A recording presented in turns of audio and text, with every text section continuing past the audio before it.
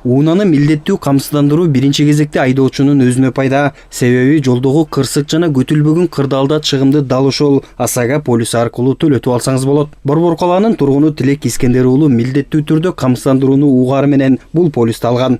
Я являюсь автовладельцем более 10 лет. Мен 10 жылдан бери унаа айдайм. Камсыздандырууну чет өлкөдөн көп көрдүм. Ал жакта күнүмдүк эле көрүнүшкө айланган. Биз дагы ушуга жетишибиз керек. Бул милдеттүү камсыздандырууну угаары менен дароо Асага полисине алып койдум. Биринчиден мага пайда. Себеби жолдо кандай кырдаал болоорун алдын ала билбейсиң да. Андыктан жарандарды дагы унаасын камсыздандырууга чакырат элем.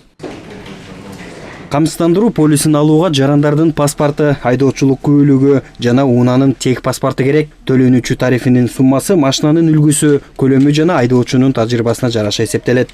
Бул полистин негизинде деген биздин жаракатталган автоунаалар деген 150 000 сомдон ашпаган акча ар бир машинеге каралган. Андан тышкары болсо майып болуп табылган жарандарыбыз болсо же өзүнө баягы ден соолугуна байланыштуу мындай жаракаттар алган учурларда болсо биринчи группа майыптарга деген 200 000 сом каралган, экинчи группасына 150 000 сом каралган, үчүнчү группасына 100 000 сом каралган.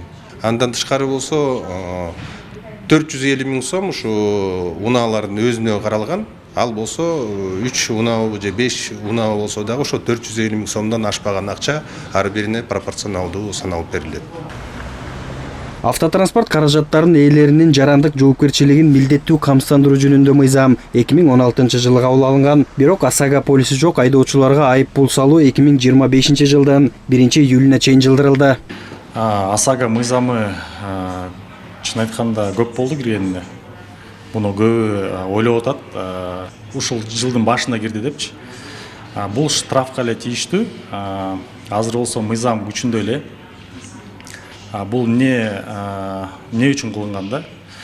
Мисалы 1 миллион 600 жакын машина болсо, азыркы учурда 10%тен ашыраак эле страховка кылышкан. Анан элдер жетишпей калат экен 1 январь 25 жылга чейин деп ошондой сунуштар түшкөн депутаттардан. Ошол анан өкмөт тарабынан элдерге убакыт берели 1 июль 25 жылга чейин деп штрафын эле жылдырып беришкен. Мыйзам өзү иштеп атат. Жалпы өлкө аймагында 1 миллион 600 миңден ашык унаа катталган. Бүгүнкү күнү алардын 220 000 гана камсыздандыруу полисин алды. Ал эми 1 июлдан тарта камсыздандыруу жок болсо жеке жактарга 3 000 сомдон жогору жана юридикалык жактарга 13 000 сомдон айып салына баштайт. Телек Айталиев, Элдар Анарбеков, ЛТР, Бишкек.